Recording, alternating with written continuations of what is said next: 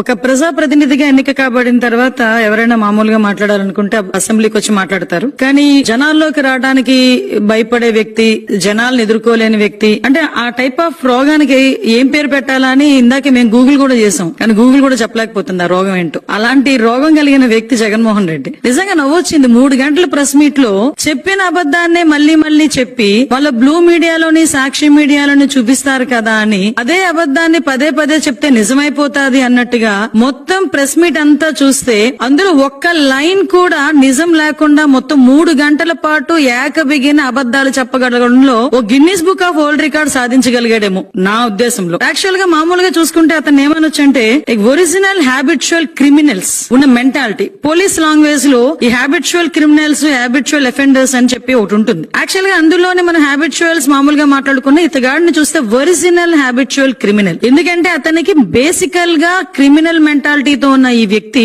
ఎప్పుడు చూసినా క్రిమినల్ గానే ఆలోచిస్తాడు, అబద్దాలే మాట్లాడతాడు. ఆఖరికి అబద్దాన్ని కప్పిపుచ్చడానికి, అవతల వాళ్ళ మీద నెపాలు నెట్టడానికి కూడా ఎక్కడా కూడా ఎట్టి పరిస్థితుల్లోని వెనుకాడడు. అతను చేసిన తప్పిదాలని పక్క వాళ్ళ మీద నెట్టడానికి చూసే వ్యక్తుల్లో ఫస్ట్ వ్యక్తి జగన్మోహన్ రెడ్డి ఉంటాడు.